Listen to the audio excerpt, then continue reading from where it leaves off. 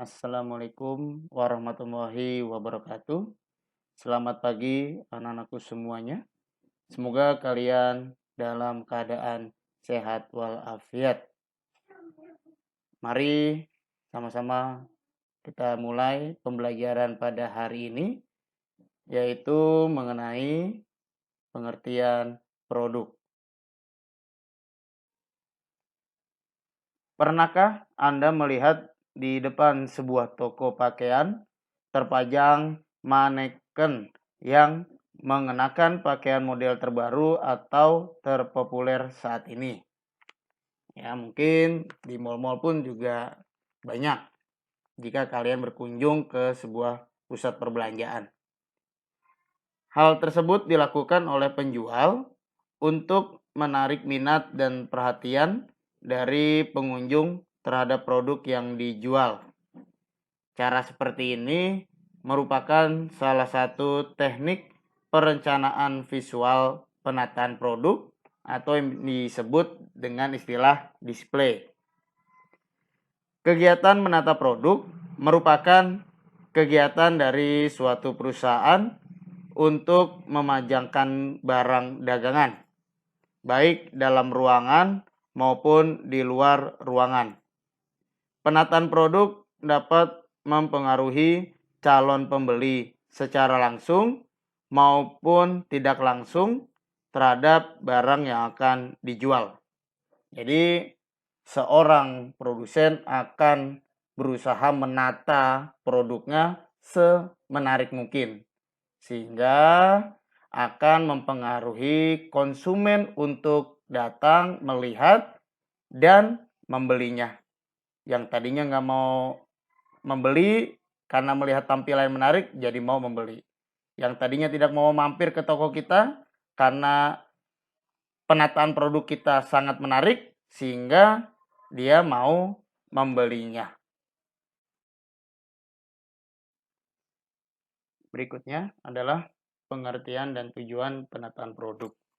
Yang pertama, pengertian penataan produk atau display merupakan suatu peragaan untuk mempengaruhi calon pembeli melalui demonstrasi pemajangan barang sehingga memperoleh kesan tersendiri bagi calon pembeli. Nah, di dalam hal ini ada yang namanya teknik visual dalam penataan sebuah produk, dan toko juga memegang peran yang sangat penting karena hal ini menyangkut masalah kenyamanan konsumen dalam berbelanja. Nah, itu adalah pengertian dari penataan produk. Ya. Yang kedua, yaitu tingkatan produk. Nah, tingkatan produk dibagi menjadi 3 tingkatan. Yang A, produk inti atau core product, yaitu produk yang sesungguhnya yang harus dibeli oleh konsumen karena memiliki manfaat sebenarnya.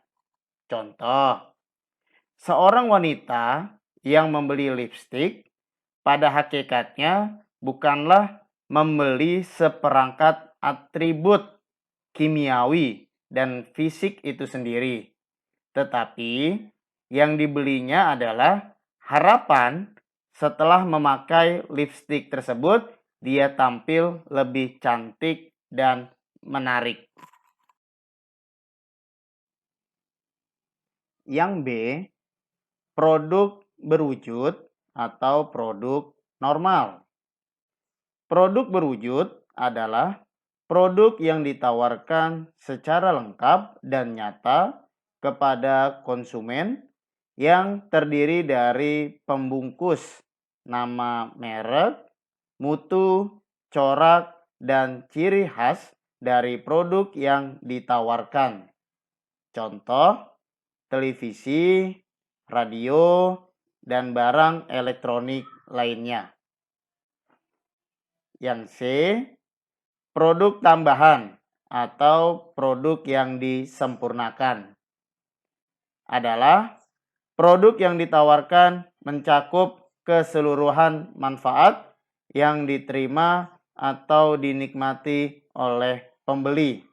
Contoh, pembelian produk yang memberikan jasa pemasangan secara gratis, seperti pemasangan hordeng dan AC, dan garansi pengajaran pemakaian diberikan penjual secara keseluruhan tanpa dipungut biaya lagi. Baik, berikutnya adalah yang ketiga, produk barang di supermarket.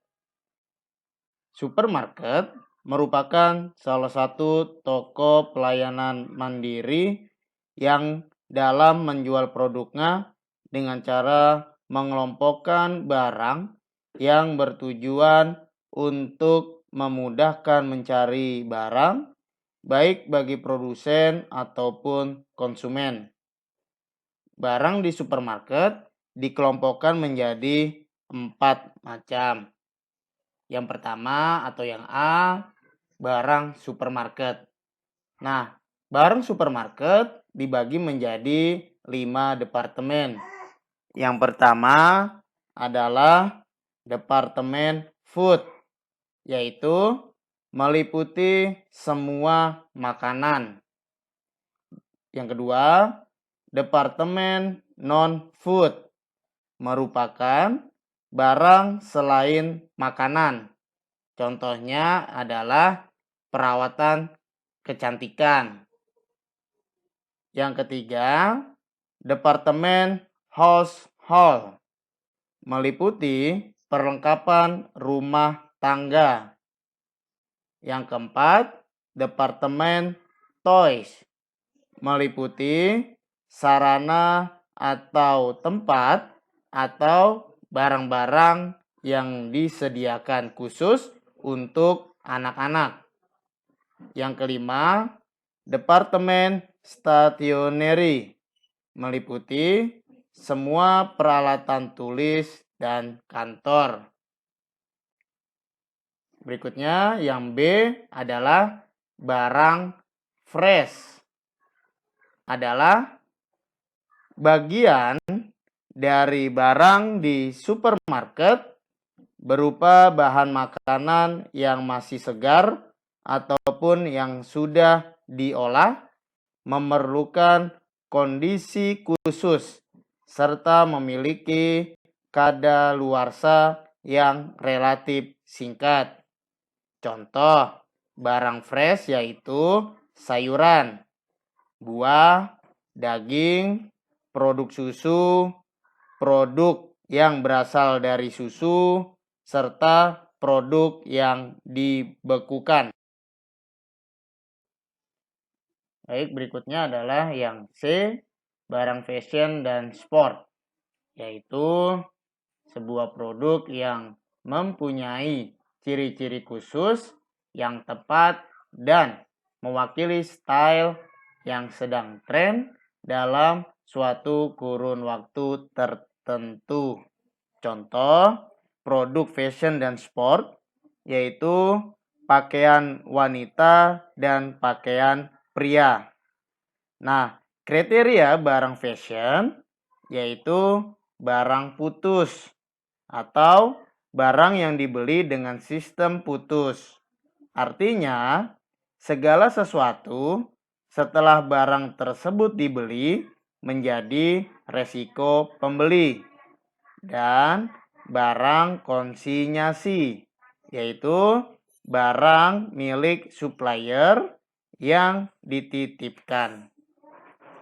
Berikutnya yang D, barang pecah belah, yaitu barang-barang yang sifatnya kelontongan. Contoh adalah kaca cermin, sisir, kemoceng, gelas, piring, dan sebagainya.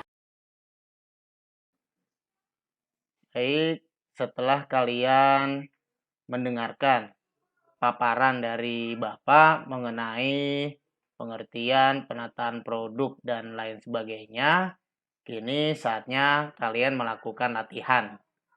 Ada 10 soal yang harus kalian kerjakan.